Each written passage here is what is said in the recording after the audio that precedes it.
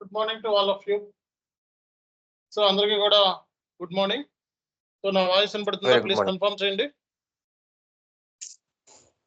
Yes, sir. అందరికీ కూడా voice వినపడుతుందా? Yes, we can hear it. Okay. See guys, మనకి ఈరోజు inter company reconciliation process.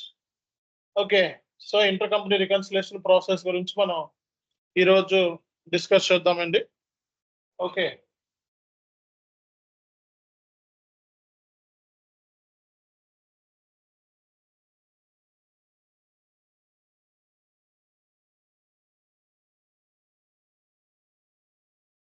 So inter company transactions అంటే ఏంటి బేసిక్గా? సరిగ్గా ఐడియా ఉందా? The financial transactions which are occurring between the company codes under one company. Okay, ఇది మనకి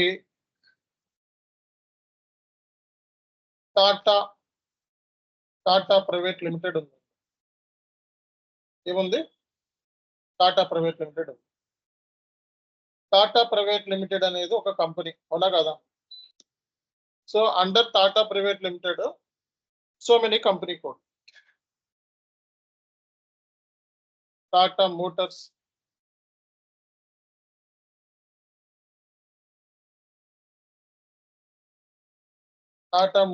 Tata steel, Tata Motors ఉంది, టాటా స్టీల్ ఉంది. ఇంకా చెప్పండి. టాటా కమ్యూనికేషన్,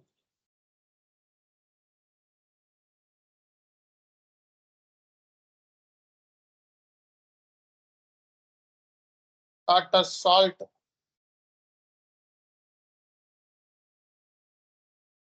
వీటిలన్నిటిని ఏమంటారు? కంపెనీ కోడ్స్ అంటారు.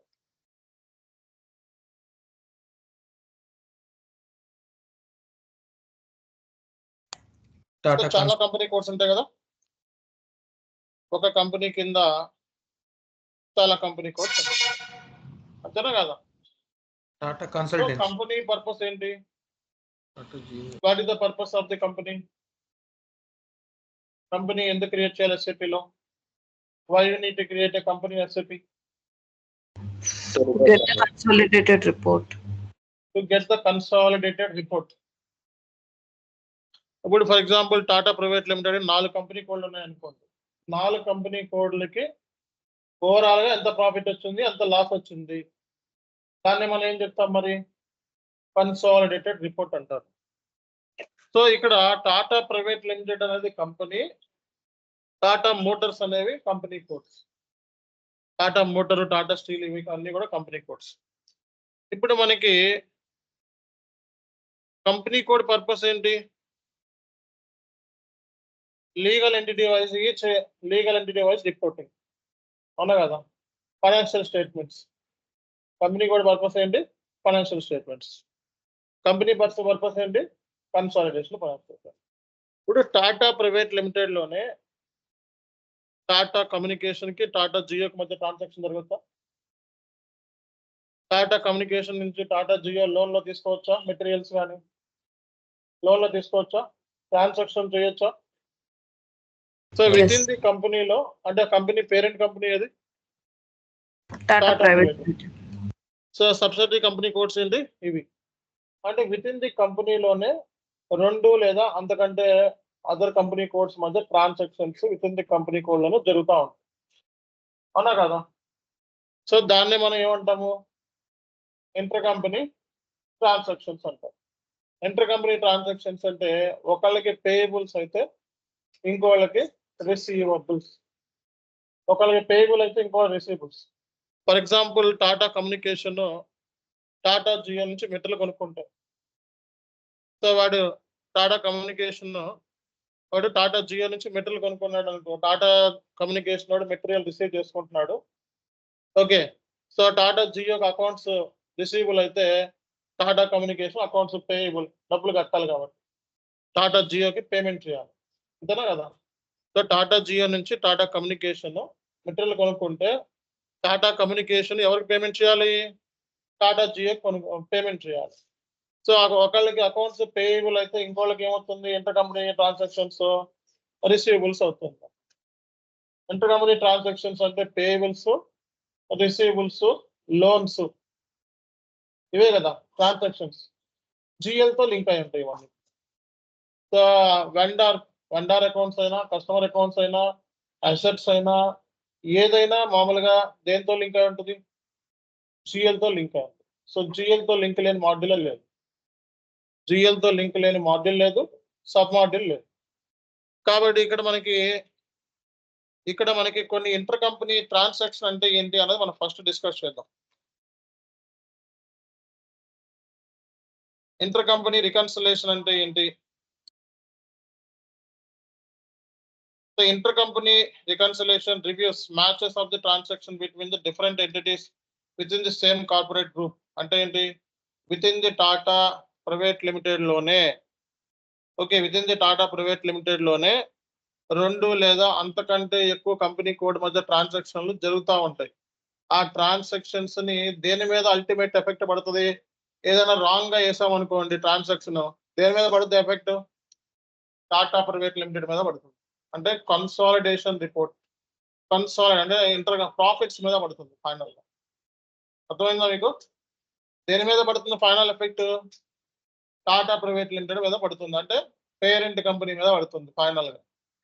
సో కాబట్టి ఇంటర్ కంపెనీ రికన్సిలేషన్ అంటే matching the transaction with one company code లేదా అదర్ కంపెనీ కోడ్స్.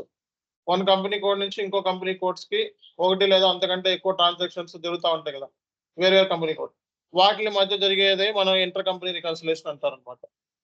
సో కాబట్టి మన బుక్స్ ఆఫ్ అకౌంట్స్ లో ఒకళ్ళకి అకౌంట్స్ పేయబుల్ అయితే ఇంకోళ్ళకి అకౌంట్ రిసీవబుల్స్ అనేది ప్రాపర్ గా రికార్డు చేసామా లేదా? ఇప్పుడు for example a company code A ఉంది, కంపెనీ కోడ్ బి ఉంది. Company code A, company code B మధ్య ఒక 20-30 ట్రాన్సాక్షన్లు జరిగినాయి ఒక మంత్ లో 20-30 ట్రాన్సాక్షన్ జరిగినాయి. ఇప్పుడు ఇద్దరికి, ఒకళ్ళకి అకౌంట్స్ పేయబుల్, ఒకళ్ళకి అకౌంట్ రిసీవబుల్. అకౌంట్ రిసీవబుల్ అంటే నాకు ఎంత అమౌంట్ రావాలి అని అంటాడు, 1,00,000 రావాలి అంటాడు. వీడు లేదు నేను కట్టాల్సిన 95,000 అంటాడు. సో ఆ డిఫరెన్స్ అమౌంట్ 5,000, మన 5,000 డిఫరెన్స్ వస్తుంది. ఈ 5,000 ని వెరిఫై చేయాలంటే ఏం చేయాలి? ఇప్పుడు ఏ ఉంది, బి ఉంది, company code A, company code B. Company code A company code B నుంచి మెటీరియల్ కొనుక్కుంటా ఉంటుంది, పర్చేస్ చేస్తా ఉంటుంది మెటీరియల్స్. అలా ఒక 20-30 ట్రాన్సాక్షన్ జరిగింది ఒక మంత్ లో, ఒక 20-30 ట్రాన్సాక్షన్ జరిగింది. కంపెనీ కోడ్ ఏ 95,000 కట్టాలంటది కంపెనీ కోడ్ బికి. లేదు కంపెనీ కోడ్ బి ఉంటుంది, నీకు ఎంత ట్రాన్సాక్షన్ చేసాం కాబట్టి 1,00,000 రూపాయలు అంటుంది. ఇద్దరి మధ్య డిఫరెన్సెస్ వచ్చినాయా లేదా? ఎంత డిఫరెన్స్ వచ్చింది? ఆ 5,000 డిఫరెన్స్ ఫైనల్ గా దేని మీద పడుతుంది ఇంపాక్ట్? మెయిన్ కంపెనీ మీద, పేరెంట్ కంపెనీ మీద ఇంపాక్ట్ పడుతుంది ప్రాఫిట్స్ లో. సో ఇప్పుడు ఈ 5,000 ఇద్దరి మధ్య వేరియేషన్ వచ్చింది కాబట్టి ఏం చేయాలి? రికన్సిలేషన్ కండక్ట్ చేయాలి. రికన్సిలేషన్ కండక్ట్ చేయాలంటే ఏం చేయాలి? 2 కంపెనీ కోడ్స్ ఉన్నాయి. 2 company codes inter company GL తో ట్రాన్సాక్షన్ జరుగుతూ ఉంటాయి కదా డైలీ కూడా. ఇప్పుడు ఇంటర్ కంపెనీ అకౌంట్ అని చెప్పి రాసుకుంటాం రాదా? ఆ జిఎల్ దేంట్లో అంటే ఒక జిఎల్ ఏలో ఉంటుంది, ఒక జిఎల్ బిలో ఉంటుంది. ఈ జిఎల్ ఏతో ఉన్న ట్రాన్సాక్షన్ అన్ని లెక్కేసుకుంటాం, జిఎల్ బితో ఉన్న ట్రాన్సాక్షన్స్ అన్ని పుల్ చేసుకుంటాం. ఎక్కడ పుల్ చేసుకుంటాం? ఎస్ఏపిలో జిఎల్ రిపోర్ట్స్, జిఎల్ బ్యాలెన్సెస్, ఫలానా జిఎల్ బ్యాలెన్స్ కావాలంటే కోడ్ ఏంటి? FBL3N లేదా FS10N. FBL3N మనం వెళ్ళిపోయి, లేదా రిపోర్ట్స్ ఉంటాయి కదా, GL reports, GL balance reports ఉంటాయి, అందులోకి వెళ్ళి జిఎల్ బ్యాలెన్సెస్ ఫలానా జిఎల్ కంపెనీ కోడ్ ఏది, కంపెనీ కోడ్ బిది జిఎల్ ట్రాక్ చేస్తాం. సో 2 సంబంధించిన ట్రాన్సాక్షన్స్ ఈ నెలలో ఏం జరిగిందో ఫిల్టర్ పెడతాం. ఫిల్టర్ పెట్టి ఒక్కొక్క ట్రాన్సాక్షన్ ఎక్సెల్ షీట్ లో వేసుకొని సో మనం మ్యాచ్ చేస్తాం. మ్యాచింగ్ తెలుసు కదా. సో లుక్అప్ వేసుకుంటాం. ఇవన్నీ ఏంటంటే రికన్సిలేషన్ అంటే V lookups, matching, private tables, formulas రాకుండా రికన్సిలేషన్ అవ్వదు. ఎస్ఏపిలో ప్రాపర్ రికన్సిలేషన్ లేదు. ఎస్ఏపి రికన్సిలేషన్ టూల్స్ ఉన్నాయి కానీ అది బీడబ్ల్యూ వాళ్ళు అటు సైడ్ వెళ్ళిపోతుంది. ఓకే, మన దాకా రావచ్చు. సో లేకపోతే వేరే సాఫ్ట్వేర్ ని ఆటోమేటెడ్ సాఫ్ట్వేర్ ని యూజ్ చేస్తూ ఉంటారు, రికన్సిలేషన్, ఆటోమేటిక్ రికన్సిలేషన్. సో మామూలుగా అయితే జనరల్ గా కంపెనీస్ లో ఏం చేస్తారంటే FBL3 అని రిపోర్ట్ తీసుకుంటారు. Inter company part A, inter company part B, 2 company codes, 2 inter company జరిగిన ట్రాన్సాక్షన్స్ గ్యాదర్ చేసుకొని ఒక్కొక్కటి టిక్ చేసుకుంటారు. అమౌంట్స్, డేట్లు, డేట్, అమౌంట్, ట్రాన్సాక్షన్, ఈ 3 టిక్ చేసుకుంటా వెళ్తే అక్కడ వేరియన్స్ అనేది కనబడుతుంది. ఆ 5000 వేరియన్స్ ఈ బుక్స్ లో రికార్డ్ చేస్తుంటే ఆ బుక్స్ లో రికార్డ్ చేస్తుంటే, ఆ బుక్స్ లో రికార్డ్ చేస్తుంటే ఈ బుక్ లో రికార్డ్ చేస్తుంది. అదేవిధంగా పార్ట్ బి లో రికార్డ్ చేస్తుంటే పార్ట్ ఏలో రికార్డ్ చేస్తుంటుంది, పార్ట్ ఏ కంపెనీ కూడా రికార్డ్ చేస్తుంటే పార్ట్ బిలో చేస్తుంటుంది. ఈ రెండింటి మధ్య వచ్చే డిఫరెన్సెస్ నే మనం ఏమన్నాం? Inter company reconciliation. Inter company reconciliation అంటే ఈచ్ ట్రాన్సాక్షన్ ని మనం వెరిఫై చేయాలి. సో వెరిఫై చేయాలంటే మనం ఏం చేయాలి? FBL3 లోకి వెళ్ళి రిపోర్ట్స్ ని పుల్ చేసుకోవాలి. అది డౌన్లోడ్ చేసుకోవాలి ఎక్సెల్ షీట్ లో డౌన్లోడ్ చేసుకొని, సో 2 కంపెనీ కోడ్స్ ని ఒక చోట వేసుకొని వీళ్ళు కాపీ వేసుకొని ఇందులో ఉన్నది ఏంటో అందులో లేనిది ఏంటో అనేది ఫైండ్ అవుట్ చేయాలి. ఇద్దరి మధ్య ట్రాన్సాక్షన్ ఎక్కడ ఒమిషన్ జరిగింది, ఎక్కడ వదిలేశారు అన్న దాని గురించి డిస్కస్ చేయాలి. ఆ 5000 ఎందుకు వచ్చింది? క్లరికల్ మిస్టేకా, లేకపోతే 5000 సంబంధించిన ట్రాన్సాక్షన్ మిస్ అయ్యిందా అనేది చెక్ చేసుకోవాలి. దాన్నే మనం ఏం చెప్తాము? Inter company reconciliation. ఒకసారి చూడండి ఇక్కడ. So inter company reconciliation reviews match of the transaction between different entities with the same corporate group. So transactions ఏం చేయాలి? డిఫరెంట్ ఎంటిటీ అంటే లీగల్ ఎంటిటీస్, కంపెనీ కోడ్స్ మీద జరిగే డిఫరెంట్ లీగల్ ఎంటిటీస్ ని మనం ఏం చేయాలండి? మ్యాచ్ చేయాలన్నమాట. ఈ నెలలో జరిగిన ట్రాన్సాక్షన్స్ లిస్ట్ ఎంత, అవి గ్యాదర్ చేసుకొని రెండింటిని మ్యాచ్ చేసుకోవాలి. Ensuring that all amounts are recorded correctly and consistently.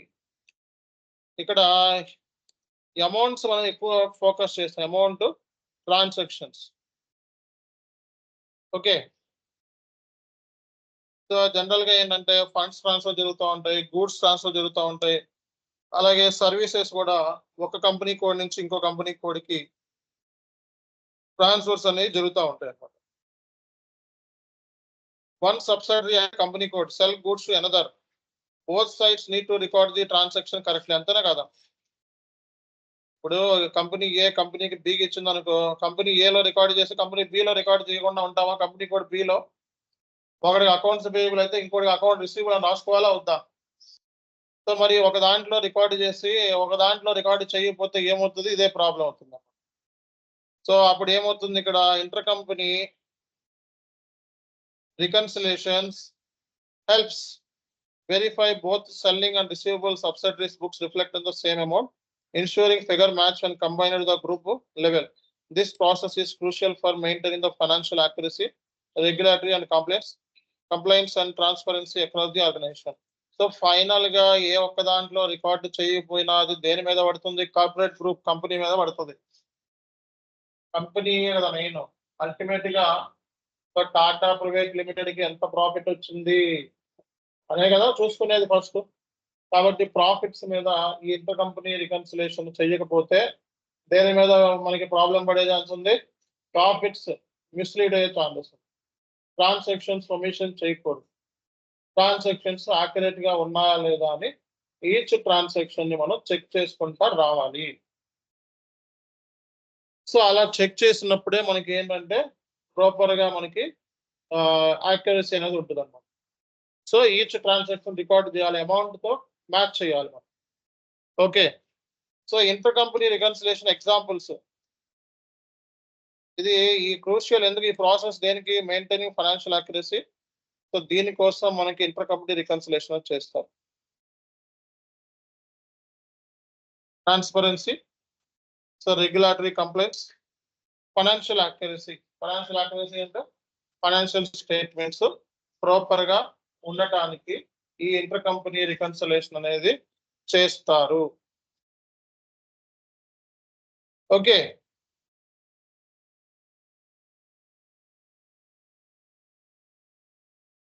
So main ఏంటంటే మిస్ మ్యాచెస్ అనమాట. ఎగ్జాంపుల్స్ ఏంటంటే sale of goods and services ఏంటిదండి? ఎగ్జాంపుల్స్ ఏంటి? ఇప్పుడు ఇంటర్ కంపెనీ రికన్సిలేషన్ ఎగ్జాంపుల్స్ చెప్పండి అని ఎవరైనా అన్నారనుకో ఏం చెప్తారు? Sale of goods and subsidies. ఒకసారి చదవండి, ఎవరు చదువుతారు ఇది? Subsidiary A sells products to subsidiary B for 50,000. Reconciliation ensures subsidiary A records it as revenue and subsidiary B records it as an expense for the same amount. This discrepancy example, subsidiary B records 48,000 due to a currency conversion error. These variants need to be corrected. First point clear గా ఇచ్చాడు చూడండి ఒకసారి. Subsidiary ఏ అంటే company ఏ cells products, subsidiary B అంటే company code బికి ఇచ్చింది. ఎంత అంట? $50,000 అంట. Okay, so reconciliation ensure subsidiary A records it as the revenue అంటే ఒకళ్ళకి రిసీవబుల్ అయితే ఇంకోళ్ళకి ఏం చెప్పాం మనం? పేయబుల్ అని చెప్పాం. అదే చెప్పాడు ఇక్కడ. మనం సబ్సిడరీ ఏ రికార్డ్స్ ఏం చేయాలి? రెవెన్యూ అని చెప్పి రాసుకోవాలి. సబ్సిడరీ బి రికార్డ్ ఏం చేయాలి? ఎక్స్పెన్స్ అని చెప్పి రాసుకోవాలన్నమాట. సో డిస్క్రిపెన్సీ ఏంటి? సబ్సిడరీ బి అనేది ఏదైతే ఉందో 48,000 సో రాసింది 50,000 బదులు. సో అప్పుడు డిఫరెన్స్ ఎంత? 2,000. ఆ 2,000 మనం కరెక్ట్ చేయాలి. ఒక అడ్జస్ట్మెంట్ ఎంట్రీ లాగా పాస్ చేసి కరెక్ట్ చేసుకోవాలి. సో సేల్ అండ్ సర్వీసెస్ కూడా ఇంటర్ కంపెనీ ట్రాన్సాక్షన్స్. ఇంకోటి ఒకసారి చదవండి madam. Intercompany loans. The parent company provides a loan of $100,000 to subsidiary C. Reconciliation. Verify the parent record it as loan receivable and subsidiary C records it as loan payable with the same terms and amount. Discrepancy example. If interest is charged, confirm both parties reflect it accurately in their accounts. Intercompany loan అంట. Okay, scenario. The parent company provides loan $1 lakh to subsidiary C. అంటే parent company ఎవరు? Tata private limited. ఎవరికి ఇచ్చింది? Subsidiary company సికి loan ఇచ్చిందంట. Verify the parent company parent records it has a loan receivable and subsidiary C records the loan payable with the same terms and amount. Description if interest is charged confirm both parties reflect it accurately in their accounts. So loan ఇస్తున్నావా లేదా? ఎవరికి ఇస్తుంది? Parent company ఎవరు? Tata private limited. So Tata Motors కి loan ఇచ్చింది. So loan ఇస్తే ఏముంటుంది? అందులో ఇంట్రెస్ట్ కూడా ఉంటుంది కదా. ఇంట్రెస్ట్ రెండు కూడా అంటే ఇచ్చినవాడు పుచ్చుకున్నవాడు ఇద్దరు కూడా సేమ్ ఇంట్రెస్ట్ రికార్డ్ చేయాలా? డిఫరెన్స్ అమౌంట్ రికార్డ్ చేస్తారా? ఈడేమో 5,000 ఇంట్రెస్ట్ రాస్తున్నాడు, వాడేమో 3,000 ఇంట్రెస్ట్ రాస్తున్నాడు. సో ఇలాంటివి కూడా ఏంటి? 2,000 డిఫరెన్సెస్ మనకి ఇంటర్ కంపెనీ రికన్సిలేషన్. సో ఇవన్నీ కూడా రేపు పొద్దున్న ఎగ్జాంపుల్స్ కింద చెప్పాలి ఇంటర్వ్యూలో. అర్థమైందా లేదా? సో ఇవన్నీ కూడా రేపు పొద్దున్న మీరు ఎగ్జాంపుల్స్ కింద మీరు చెప్పాల్సి ఉంటుంది అన్నమాట.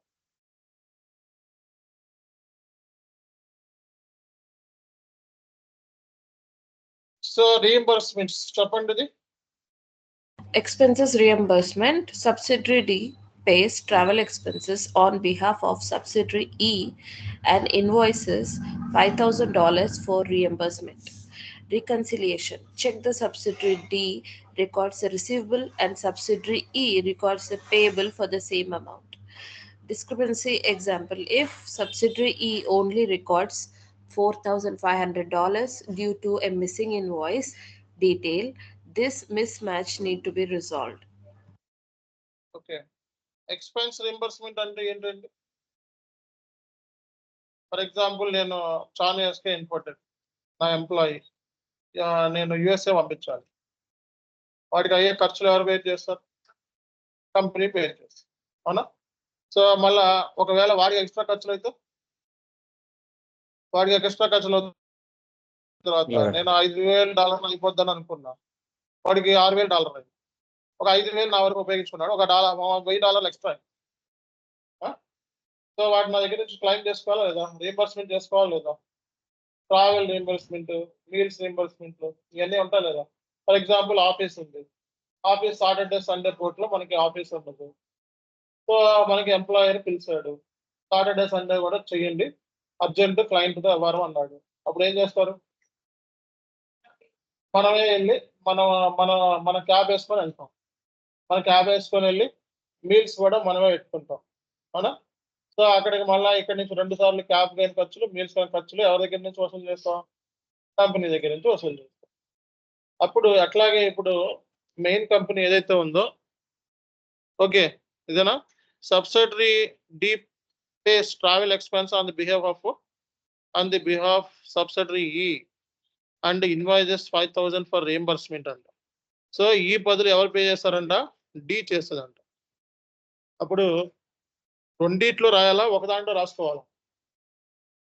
డిలోను రాసుకోవాలి, ఈలోను రాసుకోవాలి. ఇచ్చినోడు పుచ్చుకున్నవాడు, ఒక అకౌంట్స్ పేయబుల్, ఒక అకౌంట్ రిసీబుల్.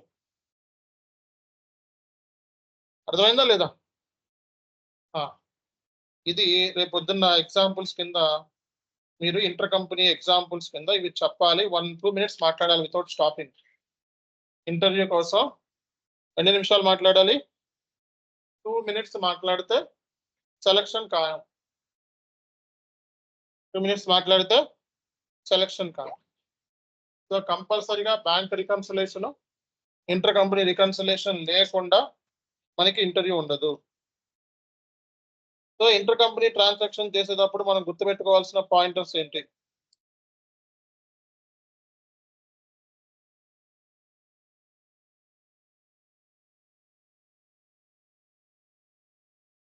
ఇన్వెస్టిగేషన్, రికన్సిలేషన్ అంటే ఏంటి? Investigation of books of accounts. Reconciliation అంటే ఏంటి? ఇన్వెస్టిగేట్ చేయడం.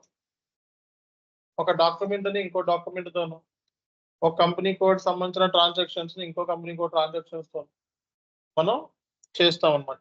సో ఫస్ట్ ఏం చేయాలి? మనకి రికన్సిలేషన్ చేయాలంటే డాక్యుమెంట్స్ గ్యాదర్ చేసుకోవాలి. సో ఇద్దరి మధ్య జరిగిన డాక్యుమెంట్స్ ప్రూఫ్లు ఏంటి? చూడండి, నీకు నాకు మీరు పేమెంట్లు చేశారు, ఓకే. సో మీకు నాకు ప్రూఫ్ ఏంటి? Payment screen shot. సార్ నేను ఏమంటాను? పేమెంట్ చేయలేదంట. లేదు సార్ నేను పేమెంట్ చేశాను. లేదు చేయలేదు, నేను చేశాను. ప్రూఫ్ ఏంటి? పేమెంట్ స్క్రీన్ షాట్ మీ అకౌంట్లో పడినట్టు.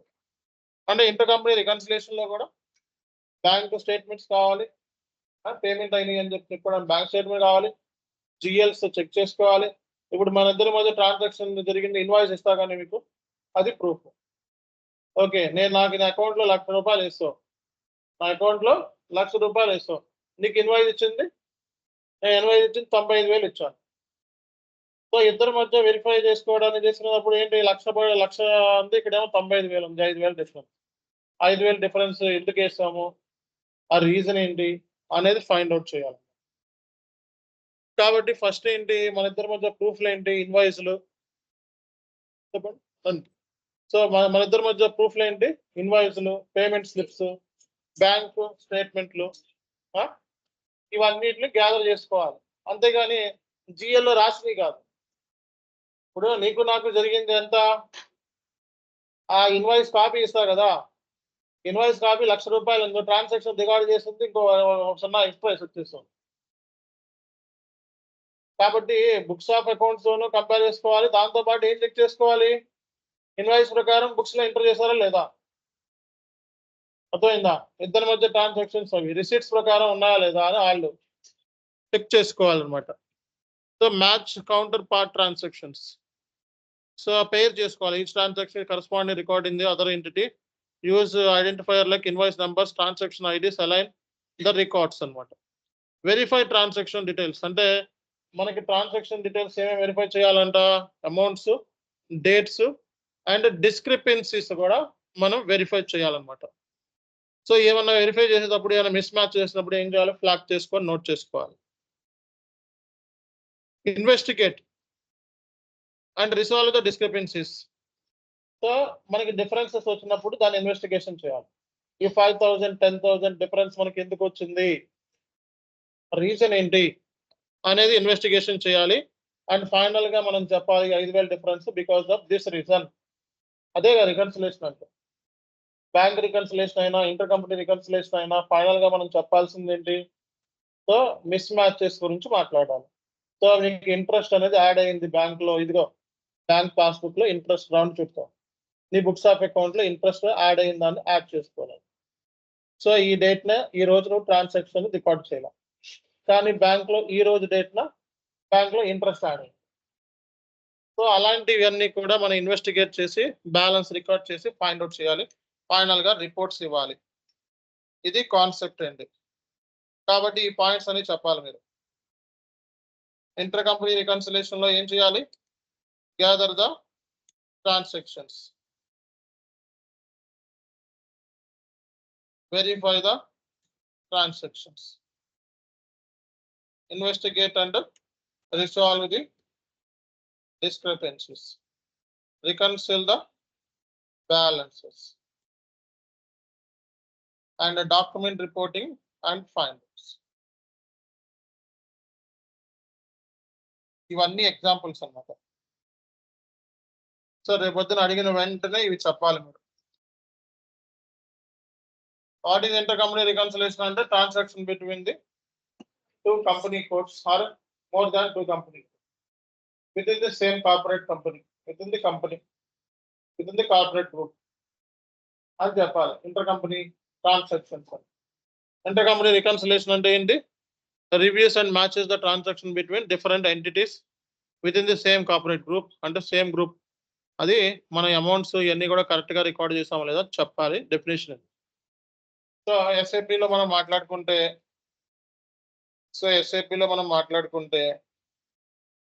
FBL3L లోకి వెళ్ళి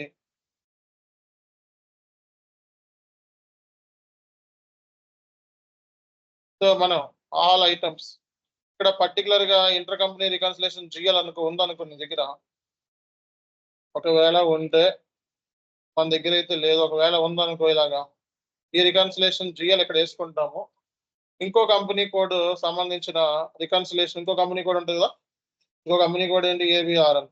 ఈ రెండు సంబంధించిన రెండు కంపెనీ కోడ్లకి ఒకే జిఎల్ అనుకో.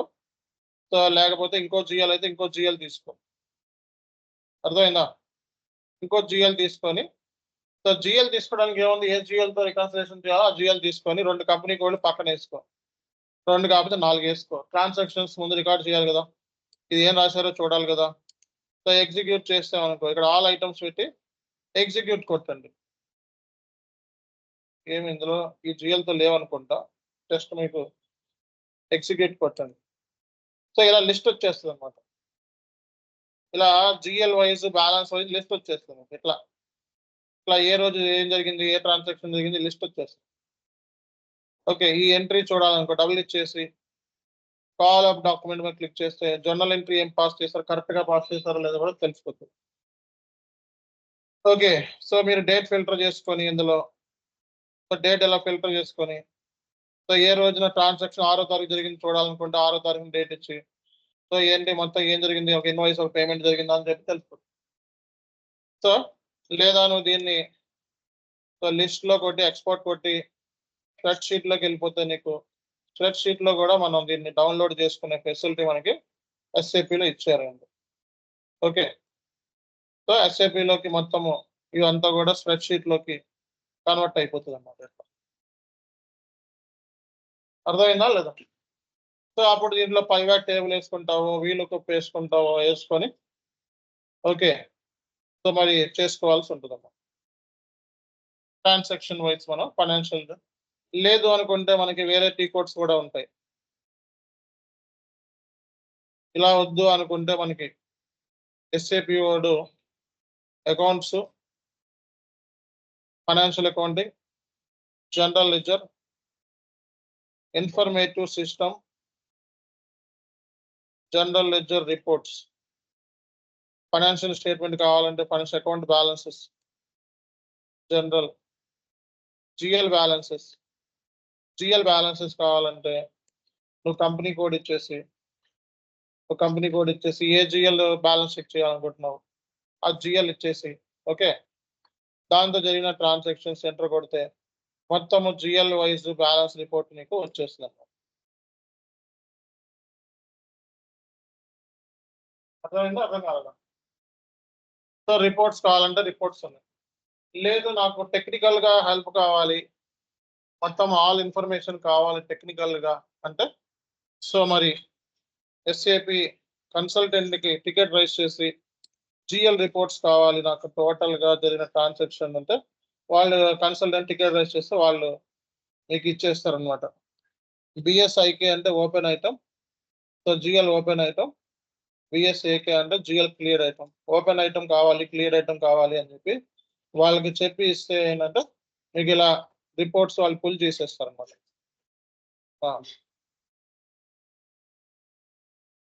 సో లేదా ఎస్సీ లోకి వెళ్ళి ఆల్ ఐటమ్స్ కావాలనుకుంటే ఇక్కడ మనకి ఏసీ డోకా అని ఒక టేబుల్ ఉంది. సో అందులోకి వెళ్ళి మీ కంపెనీ కోడ్ ఏదైతే ఉందో ఈ కంపెనీ కోడ్ ఇచ్చేస్తే మొత్తం రిపోర్ట్స్ లైన్ ఐటమ్ రిపోర్ట్స్ అన్ని ఇచ్చేస్తారు. 500 పెడితే 500 చూపిస్తుంది. సో అంతకంటే ఎక్కువ పెడితే మొత్తం అన్ని చూపిస్తుంది. సో ఇవి ఎక్సెల్ షీట్ లోకి కన్వర్ట్ చేసేసుకుంటాం. ఇవన్నీ రిపోర్ట్స్ అన్నమాట. అర్థమైందా? సో టికెట్ రైజ్ చేస్తే ఇక్కడ ఏమైతే ఉన్నాయో అన్ని ఎక్సెల్ షీట్ లో కన్వర్ట్ చేసి ఇచ్చేది.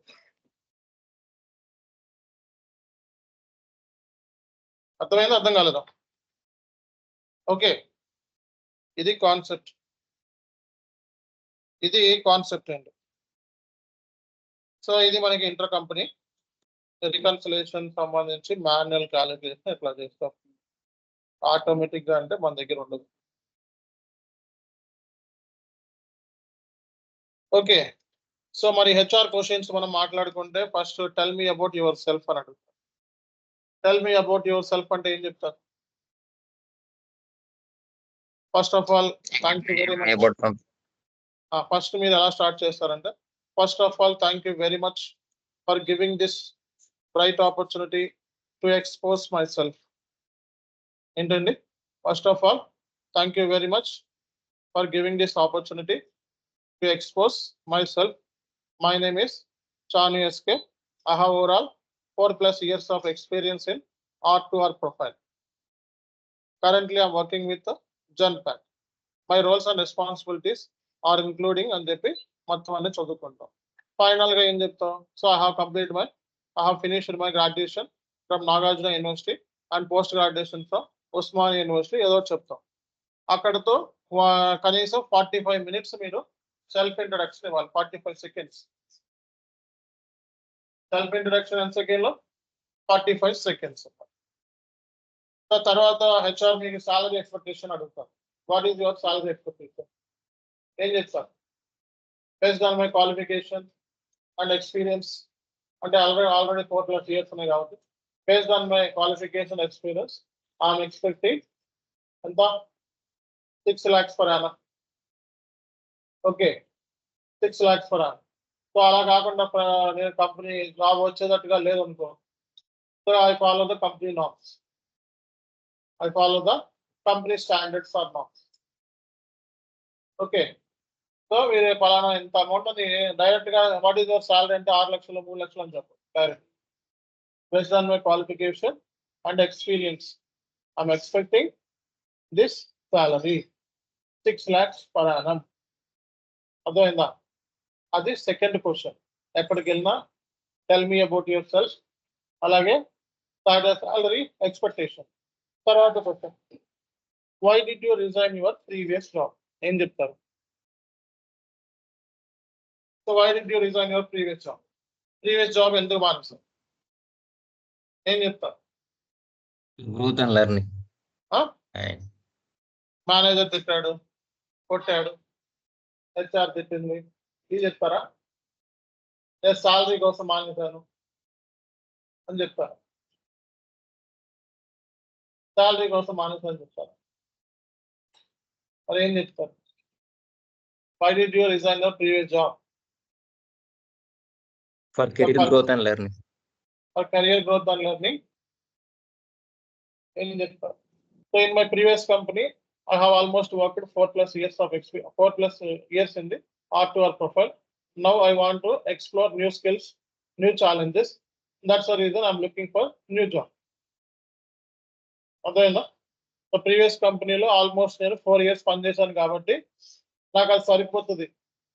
So now I want to explore myself or upgrade myself. Again, I want to explore myself. So that's the reason I'm looking for new opportunities, new challenges. Okay, now. So where do you see yourself after 5 years? So 5 years లో నువ్వేమవుతావు? General manager అవుతారా కంపెనీకి? So అప్పుడే lead interview ఇస్తున్నాడు అనుకో, అమ్మో 5 years లో నా లీడ్కే position పెట్టేటట్టున్నాడు అనుకుంటే, సార్ నాకేమో 15 ఏళ్ళకి వచ్చింది, ఇదేమో 6 ఏళ్ళకే వచ్చేస్తుంది లీడ్, అమ్మా ఇది ఎలా కుదురుద్దా అనుకుంటాడు. అది కూడా చూసుకోండి. సో ఏం చేస్తారు? సో అప్పుడు ఏం చెప్తారంటే, so first my focus is to learn the new things. Okay, after getting appraisals and reviews, management will decide which position I want to be అని చెప్తే సరిపోతుంది. అర్థమైందా లేదా? సో ఫస్ట్ ఏమి మేనేజర్ అవుతాను, సీనియర్ మేనేజర్ అవుతాను పెట్టకండి, లీడ్ అవుతాను అనేది కాకుండా ఫస్ట్ అంటే నీకు అక్కడ ఎలా ఉండాలి అంటే, మీరు వర్క్ కి రెడీగా ఉన్నా నేను అనేది చూపించుకోవాలి. అందుకని లీడ్లు పొజిషన్ లో ఏం అవసరం లేదు ఫస్ట్ మీకు. అర్థమైందా? ఫస్ట్ ఏంటి, స్కిల్స్ ని నేర్చుకోవాలి మనం. So we need to learn the new skill set. Then will decide, management will decide which position you want to occupy అన్నది. అవునా కదా? సో మేనేజ్మెంట్ చెప్పుతుంది, అంతేగాని నువ్వే చెప్పేసుకుంటే ఎట్లాగా లీడ్ అవుతాను అక్కడ మ్యాటర్ లేదు. అక్కడ వెళ్ళావు ఏంటి ఉపయోగం? ఏం ఉపయోగం? ఎక్సెల్ షీట్ లో పైవట్ టేబుల్ రాదు, అప్పుడే లీడ్ అంటున్నావు. సో అది కూడా ఆలోచించుకోండి. ఎన్ని క్వశ్చన్లు అయినాయి? 4 క్వశ్చన్లు. Tell me about yourself. Where do you want to see yourself after 5 years?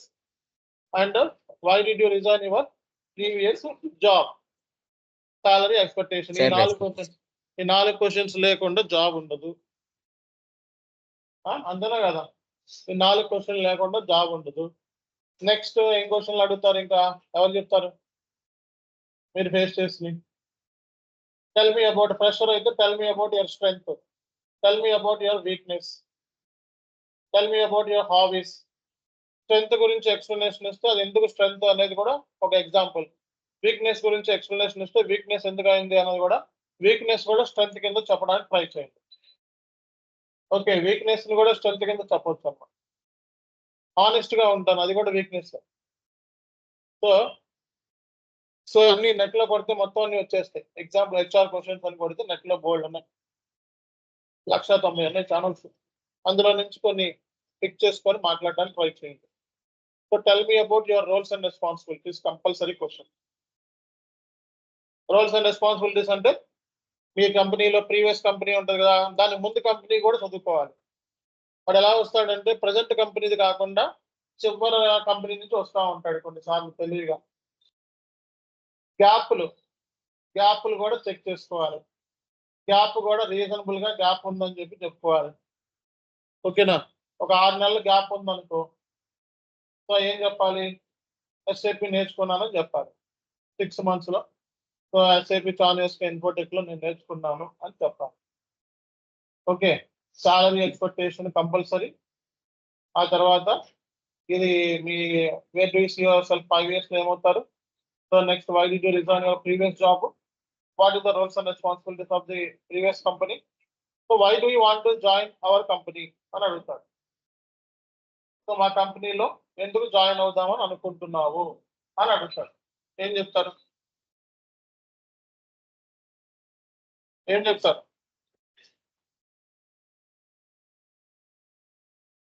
So when I was exploring new opportunities in the Naukri.com or job portals, I found your job description is matched with my requirement.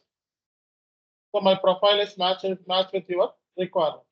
So that is the reason I'm looking for job. So I'm looking for new opportunity. I am looking for job into your company అని చెప్పొచ్చు. నా profile match అయిందని చెప్పాలి. First profile అనేది match అవ్వాలి. Match అవ్వని జాబ్కి మనకి ఉపయోగం ఉండదు కదా. ప్రొఫైల్ అనేది మ్యాచ్ అయ్యి ఉండాలి. ఓకే, జాబ్ పోర్టల్స్ లో ఎదుగుతుంటే సో మీ జాబ్ అడ్వర్టైజ్మెంట్ చూసా అని చెప్పి దానికి నా ప్రొఫైల్ అనేది మ్యాచ్ అయింది కాబట్టి నేను అప్లై చేసుకున్నాను. సో మీ కంపెనీ కొంచెం రిపీటెడ్ కంపెనీ, సో నాకు కూడా ఇంట్రెస్ట్ ఉంది డ్రీమ్ కంపెనీ లాగా అని చెప్పి ఏదో సొల్లంటూ అందులో దాని నుంచి కొట్టండి కాపీ. ఓకే, ఉంటాయి ఇక ఇవన్నీ. ఈ క్వశ్చన్లు అన్ని యూట్యూబ్లోకి వెళ్ళి గూగుల్లోకి వెళ్ళి అడిగితే బోల్డ్ ఉంటాయి. ఈ క్వశ్చన్స్కి కంపల్సరీగా ఆన్సర్ మీ దగ్గర ఉండాలి. చెప్పండి, ఈ క్వశ్చన్స్ అడుగుతారు. ఇంకా హెచ్ఆర్ క్వశ్చన్స్ కంపల్సరీగా మీరు చదువుకోకపోతే కమ్యూనికేషన్ ప్రాబ్లం అని చెప్పి జాబ్లో నుంచి తీసేస్తారు. Okay, so tell me about your self. First question. Next, tell me about your salary expectations. Next, so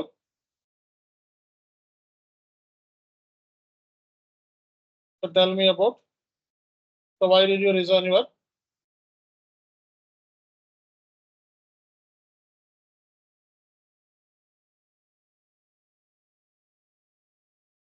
previous job? ఎందుకు వదిలేసాం? Why did you resign your previous job? Next ఏంటి? Freshers. Freshers అడగరా question? Question Where you అడగరా? want to deceive yourself. Where do you fresher HR questions are నెట్లో పోతాడు. Okay, ఆన్సర్లు. So where do you want to see yourself after 5 years? Next ఏంటి? So why did you, why do you want to join in our organization? Next ఏంటిది చెప్పాలి.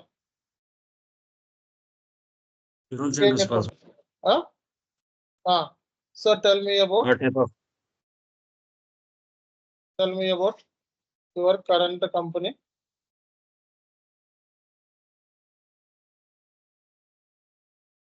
previous company, roles and responsibilities. Next ఏంటి? Tell me about your strength.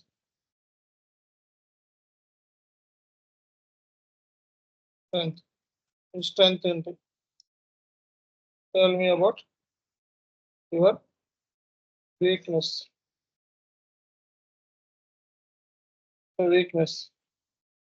So next ఏంటిది? Tell me about pressures అయ్యే questions. కొంచెం elaborate చేయండి, అంతేగాని 2 ముక్కల్లో చెప్పేసి వస్తే అక్కడ సెలక్షన్ అవుతుంది. కొంచెం 1 minute మాట్లాడాలి క్వశ్చన్స్. సో 45 minutes మాట్లాడాలి అట్లీస్ట్. హెచ్ఆర్ క్వశ్చన్ అంటే tell me about your salary అంటే 7 లక్షలు అన్నాం అనుకో, ఉపయోగం ఉండదు. అర్థమైందా? జస్ట్ 30 seconds నుంచి 40 seconds ఆన్సర్లు ఎత్తుకోవాలి. అంతేగాని ఊరికి క్వశ్చన్ కి ఆన్సర్ చెప్తే జాబ్ లో సెలెక్షన్ అవుతుంది. ఈ హెచ్ఆర్ క్వశ్చన్ చదవకుండా వెళ్తే మనకి జాబ్ రాదు. మినిమం క్వశ్చన్స్ ఇవి.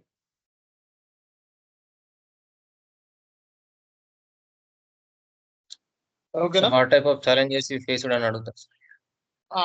ఛాలెంజెస్ అవన్నీ టెక్నికల్ క్వశ్చన్స్. ఓకే, అవన్నీ మీ డాక్యుమెంట్ లో ఉంటాయి. మనం ఆల్రెడీ ఎర్రర్స్ అవి చేసాం కదా, అవి ఛాలెంజెస్. అవి చెప్పండి. ఇప్పుడు సబ్జెక్ట్ రిలేటెడ్ అయితే సబ్జెక్ట్ రిలేటెడ్ చెప్పాలి. సో ఇదేంటి బిహేవియరల్.